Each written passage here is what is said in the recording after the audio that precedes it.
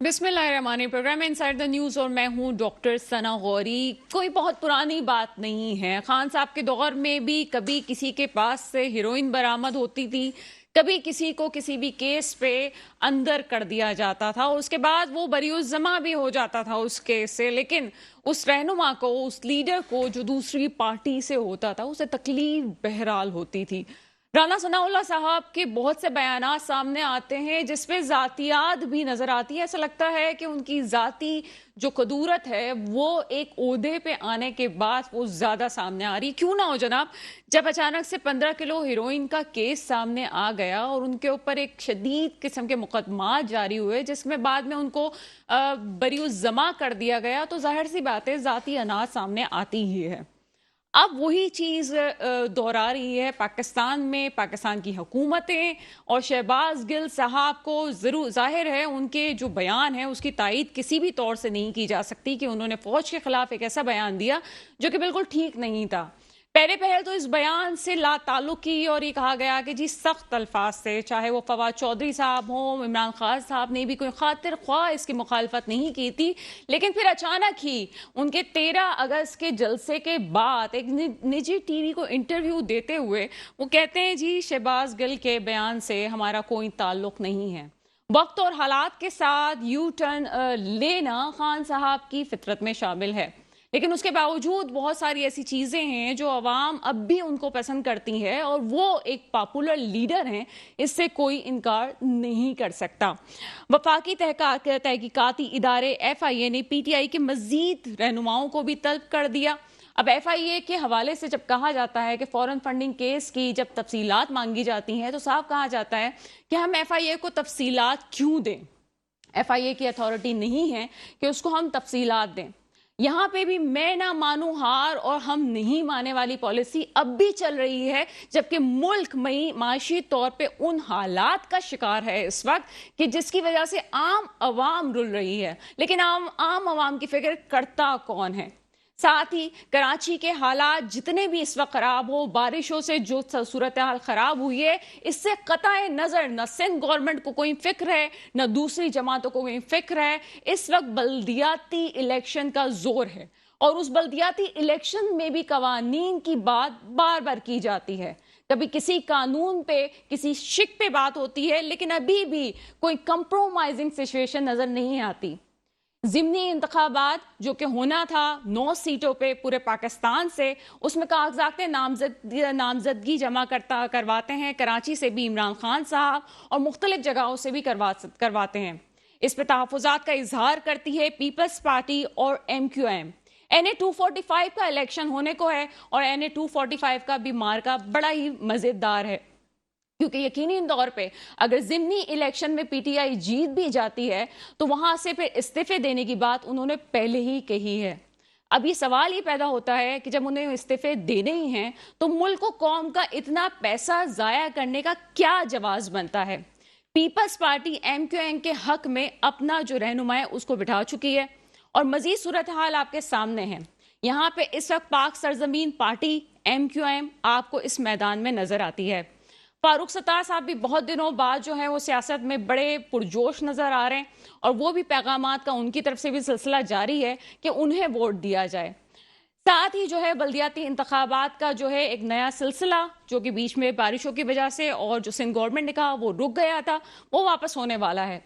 बल्दियाती इंतखाबात कराची के लिए बहुत ज़्यादा अहमियत रखते हैं क्योंकि कराची की आवाम इस वक्त ये देखना चाहती है कि इस वक्त वो कौन सी पार्टी है जो वाकई ही सिंसियर है।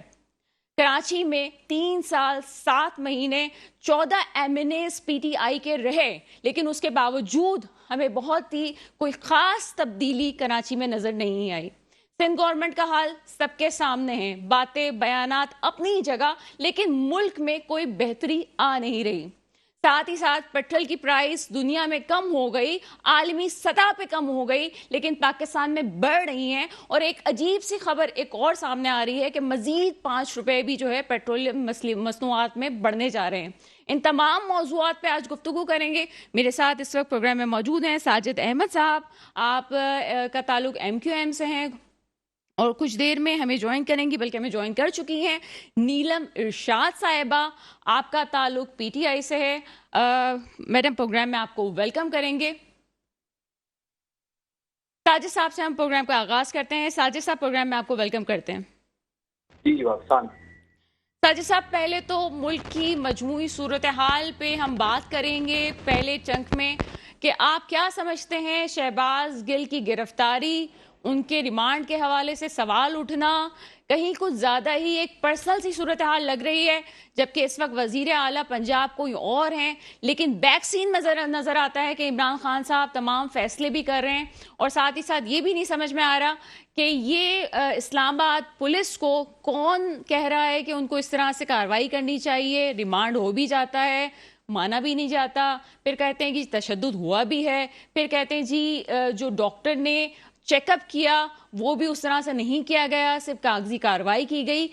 क्या ये खिचड़ी पक रही है? क्या कहते हैं सिनेरियो में?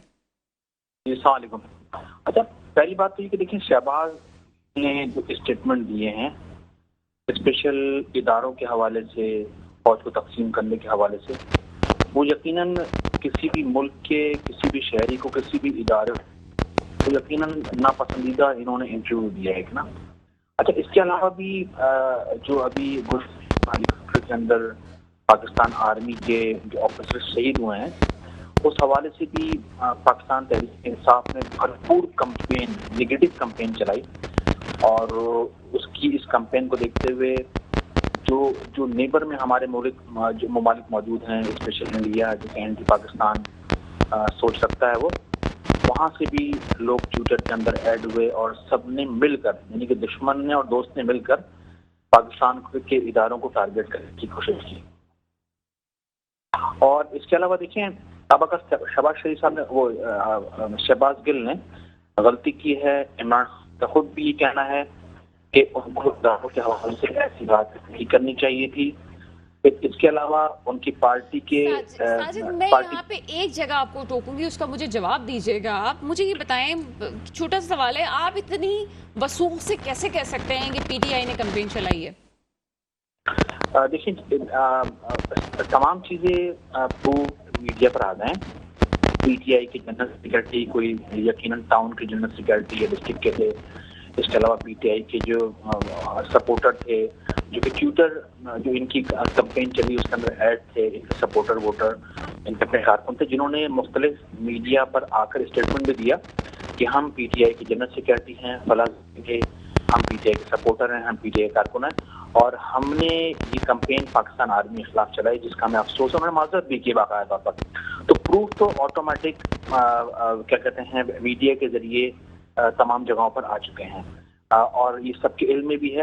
अच्छा, दूसरा ये कि शहबाज गिल को कितने डंडे पड़े होंगे? 2, 4, 5, 7, इससे ज्यादा डंडे नहीं पड़े होंगे ना। देखिए, इतना मामला है, हमें अच्छी तरह याद है कि एमकेएम ने ये तमाम जुल्म, सितम, जबर सब बर्दाश्त किए हैं। तो सर, आप भी खुल के कहिए कि एमकेएम पे किसने जुल्म और जबर किया था? आप भी खुल के बात कर दीजिए। जी हाँ, जिस जमाने के अंदर एमकेएम के खिलाफ ऑपरेशन हुआ था, तो क्या एमकेएम के कारकुनान को शहीद नहीं किया गया था? क्या लापता नहीं किया गया? आज भी जेलें एमकेएम के कारकुनान से भरी हुई हैं। अच्छा, सवाल ये है कि ये जो हमने जो कुछ किया वो इख्तियार के लिए नहीं किया, वो हमने कराची के लिए किया, वो अपनी कौम, अपने लोगों के लिए, कराची में रहने वाले पंजाबी, पख्तून और तमाम कौमियतों के लिए उन्होंने ये तकलीफें उठाई, जेलें काटी, अपने आप को बर्बाद किया, अपनी फैमिलीज को बर्बाद किया। लेकिन उनका एक मकसद ये था कि अपनी नेशन, अपनी कौम के लिए लड़ना। लेकिन इनका मकसद टोटल इख्तियार है, और वो भी इख्तियार की कुर्सी तक जाने के लिए तमाम ये हरबे इस्तेमाल किए जा रहे हैं। उसके लिए इतना रोना गाना, अब रोना गाना क्या था? जब इख्तियार हासिल, जब सियासत करनी है तो फिर सब कुछ होगा। मिसाल के तौर पर मुझे अच्छी तरह याद है कि राना सनाउल्लाह पर मंशियात का केस बनाया, उनके पास निकली 10 किलो 15 किलो मंशिया जो डाली थी। और इसके अलावा और भी मुझे अच्छी तरह याद है कि हनीफ अब्बासी साहब एक जमाने में इलेक्शन में खड़े हो गए थे, उससे एक दिन पहले 2018 के इलेक्शन में मेरे ख्याल में, मुझे याद आ रहा, और उससे एक दिन पहले उनको गिरफ्तार कर लिया गया था इलेक्शन से, और फिर नवाज शरीफ नायल हुए। तो जब सबके साथ सब कुछ हुआ तो फिर आप भी बर्दाश्त करो, आप भी लड़ने की कोर रखो, आप भी उससे रखो। पाबंदियां लगी, रिटार्न पर 10-10 साल की पाबंदी लगी, मुस्तकबिल में अगर आपके साथ भी ऐसा हो तो बर्दाश्त करो। गलतियां की हैं तो उसको सहना पड़ेगा। साजिद, ऐसा तो नहीं है कि खान साहब को कोई खौफ हो कि शहबाज गिल साहब प्रेशर में आके कुछ कह देंगे?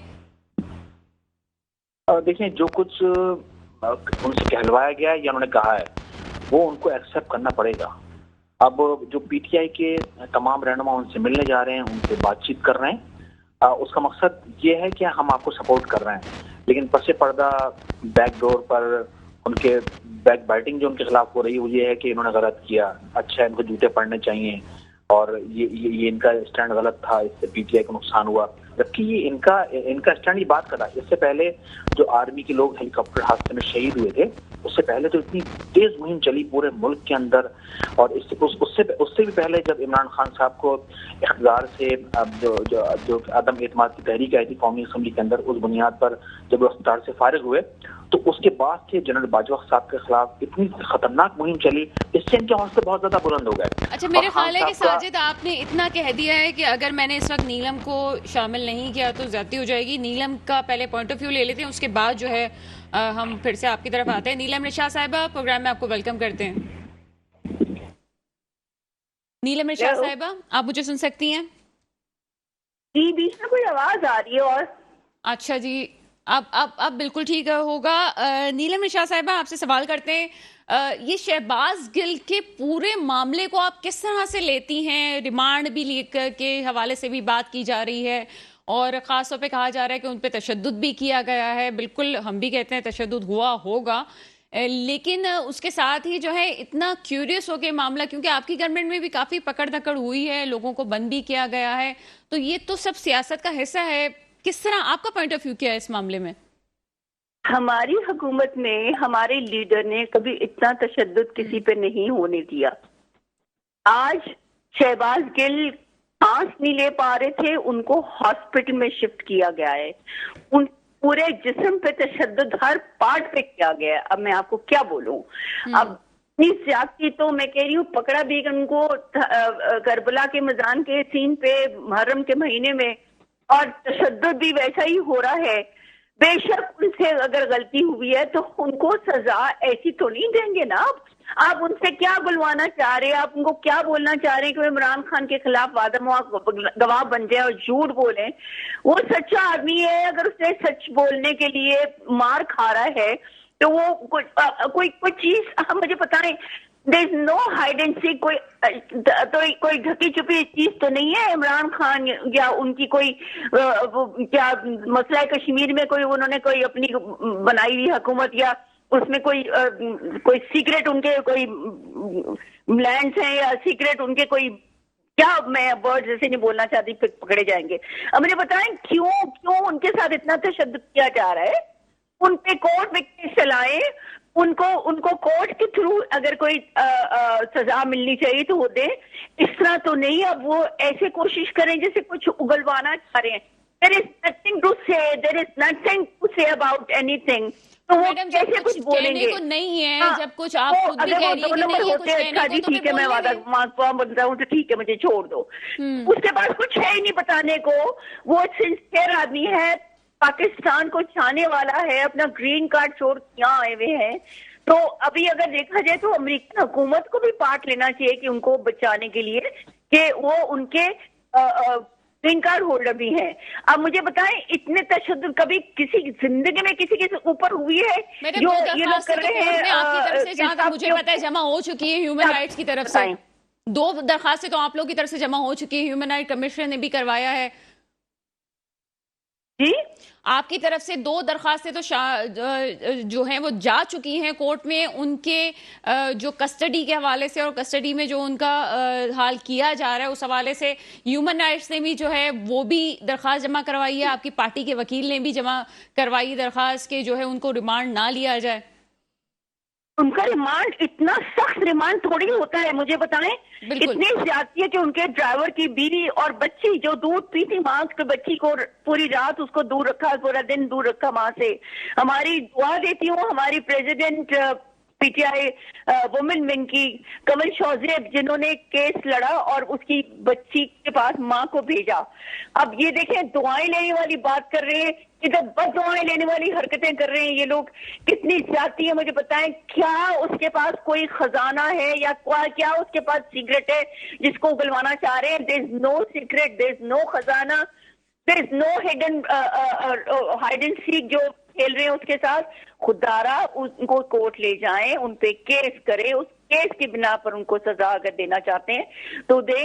हम कोई ज्यादती होने नहीं देंगे। अभी मेरे ख्याल में इट्स हाई टाइम के we should come out for him, और उनके हक के लिए, उनकी तकलीफ जो उनको उठा रहे हैं उसके लिए हमें एहतजाज करना पड़ेगा। अच्छा नीलम, आपके दौर में भी तो बहुत से लोगों को पकड़ा गया और बहुत कुछ हुआ है, तो आपको नहीं लगता कि सियासत में ये सब कुछ होता है? सियासत में होता है, पर इतनी टॉर्चर, इतनी तकलीफ तो कभी कभी सुना है आपने कि सीक्रेट बॉडी पार्ट्स पे भी तशद्दुद किया जाए? कभी सुना आपने ऐसे कि आगे पीछे उसको जो उसका हाल किया जा रहा है? उसकी जिस्म की हालत देखें, जब वो पहले कोर्ट में आए थे तब भी उन्होंने शर्ट उतार के तो अपने कोर्ट में दिखाई थी कि देखें मेरा ये हाल हो रहा है। अब तो सिर्फ वर्स हो गया है। ये तो भुट्टो को तो सीधी सीधी फांसी दी थी, बाकियों का जो हाल हुआ है आपके सामने है। बट अभी मुझे बताएं इस बेचारे का कसूर क्या है? नीलम, एक हमें ब्रेक पे जाना है, लेकिन ब्रेक से पहले मैं ये कहूंगी कि बिल्कुल जो हमें इत्तलात आई हैं वो ये है कि तशद्दुद करने का ऐसा कोई इरादा नहीं था, लेकिन जाहिर सी बात है कुछ जो है वो बातों का जब तबादला हुआ तो दोनों तरफ से गर्मा गर्मी हुई, उसके बाद जो है तशद्दुद हुआ और तशद्दुद किसी भी तौर पे एक्सेप्टेबल नहीं था। और वाकई इस बात में कोई शक नहीं है, मीडिया उसको सामने लाए ना लाए, लेकिन शहबाज गिल साहब को तशद्दुद का निशाना बनाया गया। बहरहाल ये एक सवालिया निशान है कि किस हद तक किस केस में तशद्दुद करना चाहिए और रिमांड भी किस हद तक होना चाहिए। एक शॉर्ट ब्रेक के बाद मजीद बात करते हैं।